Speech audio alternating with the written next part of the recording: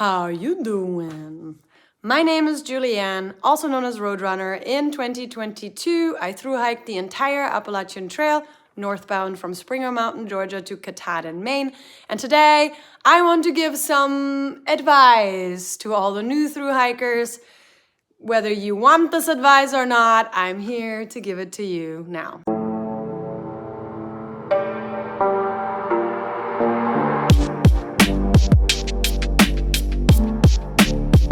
The advice or the tips that I want to talk about today are really just my opinion.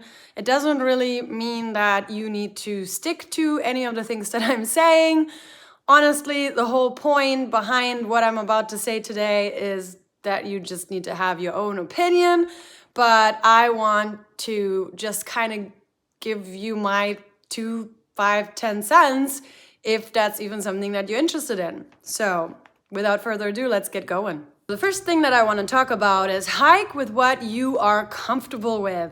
So when I started my thru hike, there was this tremendous big advice from all these hikers that at the beginning you should keep your mileage low and essentially just hike 8 miles per day. To be honest, I don't know who came up with the 8 miles because 8 miles is really not that little of mileage, so I'm not sure where that's coming from. But the recommended mileage was do your 8 miles a day and then just camp and just take it easy on your body. I got those 8 miles done pretty quickly. My body felt ready to go and I wanted to keep hiking, and so I did. I did 12-mile days, I did 14-mile days, 10-mile days. It's whatever I felt comfortable with. So I recommend you hike what you're comfortable with because you know your body best. I did get an injury at the beginning of my hike. This was not because of the miles that I hiked, but because of me not knowing how to use trekking poles and hiking on black ice. But the mileage did not affect my injuries. In fact, I felt the mileage was good enough. I was not exhausted from hiking more than 8 miles per day. So that's that. Make sure you just do what you want to do and be able to understand your body and know when you're done and when you're not done. If you can't hike the 8 miles, who cares?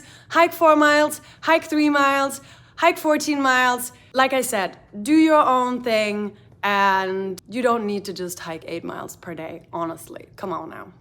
Number 2 is stick to the goals that you have in your mind. Before I started my hike, I really thought about what it is that I wanted to accomplish, and I wanted to pretty much be selfish. I wanted to be able to hike my own hike.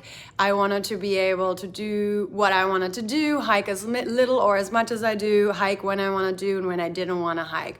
So there's also different goals. Some people want to be closer to God. Some people want to find themselves. Some people want to reconnect to people. Some people want to create social connections. Some people want to have no connections, no social connections. I mean, everybody has different goals, but think about the things that you want to accomplish before your hike and then try to stick to those goals because you will feel much better at the end of the hike whether you stuck to the goals. Try not to have people derail your goals, right? So it's really easy that when you start hiking with people that they have their own desires, their own opinions, and you need to understand whether that's okay. Don't be derailed unless you understand that you'll be okay in the end having been derailed, right? Of your goals, of course.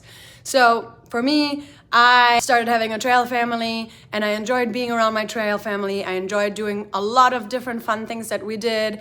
In the end, we started hiking differently and I didn't enjoy it. And so I decided to move on forward because I knew that was my goal and I didn't want to feel bad in the end that I didn't do what I wanted to do. And I'm really proud of myself that I stuck to my goals.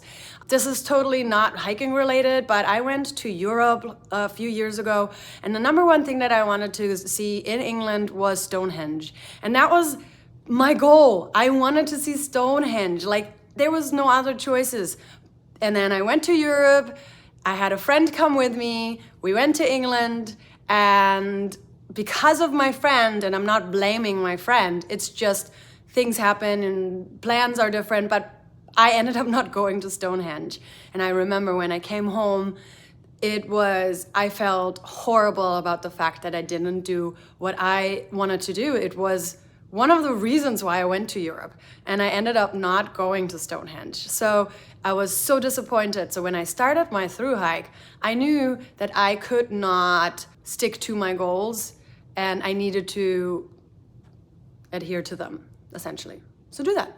Stick to your goals. On a side note to that, however, is I want you to be as flexible as you can when there is an unfortunate event that takes away from some of your goals.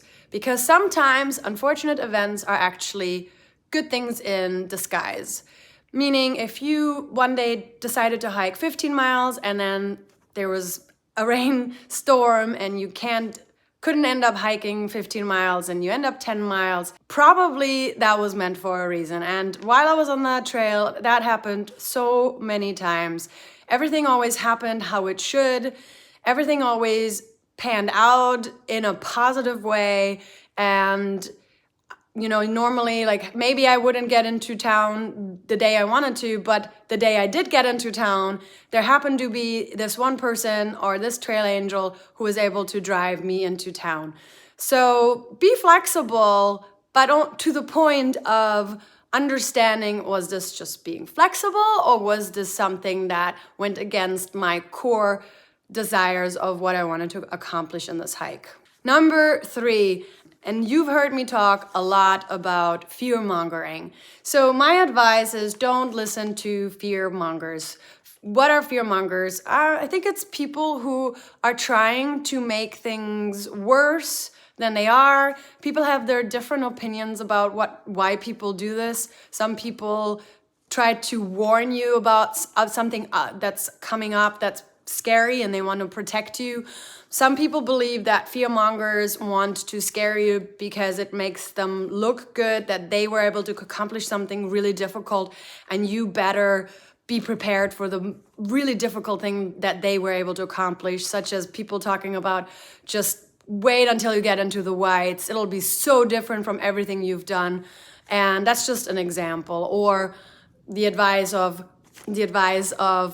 just wait until you get to Maine. You think New Hampshire was it. Wait until South Maine. I mean, these are all like warning things, and they can come from a really good place in people's hearts, but it also can come from a place of boasting about something that they think they did so well, and you shall better be prepared because most likely you won't be able to do it. That's essentially kind of the feeling that people get from other people who are fear-mongering. So don't listen to those fear-mongers, but I have a little caveat.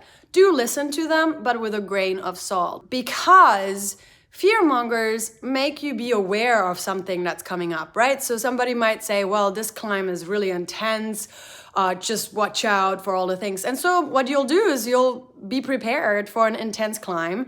And then at the end, you realize, wow, this wasn't really that hard. So in a way, fear-mongers are beneficial because you are prepared for something that's coming up. And then when you realize that it wasn't as bad as this person made it out to be, you pretty much feel good about yourself, but also you understand that it was a good thing that they told you about this because you were prepared for it to be as horrible as possible, and then it ended up being not horrible at all. So don't listen to them, but do listen to them.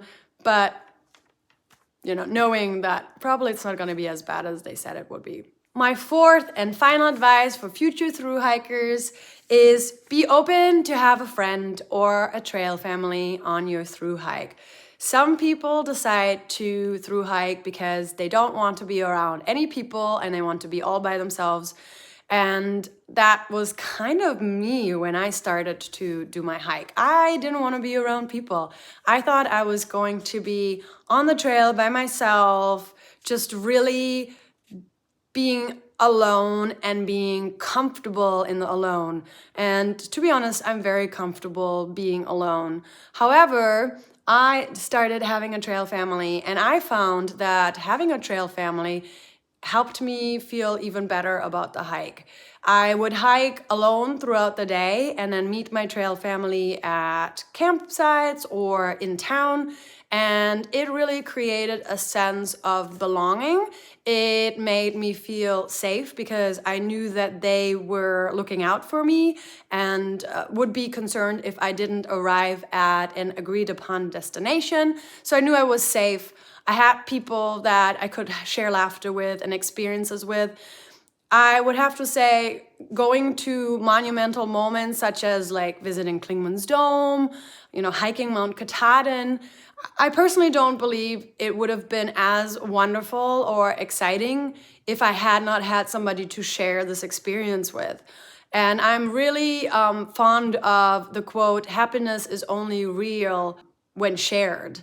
Now, you can have happiness without sharing it with a person, but I do think that it's really lovely to be able to have experiences that you can share with people and to be reflecting on eventually.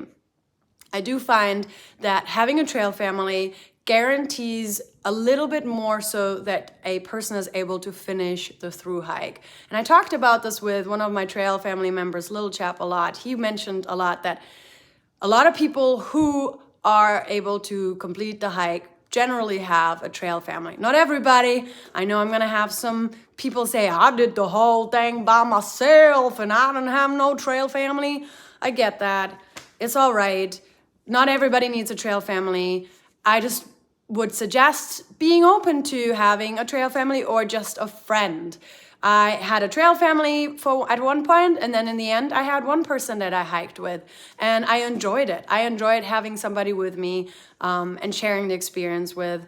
And I don't have statistics available, but it does seem that people who couldn't, finish the hike actually had somebody with them. I didn't see too many people that were hiking by themselves, but that doesn't mean that that's not the case. Anywho, that is just some of my advice that I have for the next through hikers. Do enjoy it, take it all in. I'm so excited. I'm taping this video in December 2022, and I am so excited to watch the class of 2023 and all the amazing things that you're going to experience. So have a wonderful, wonderful Christmas. And if you see this in the summer at some point, then have a wonderful summer. But that is my advice for y'all. Have a wonderful evening. Good night.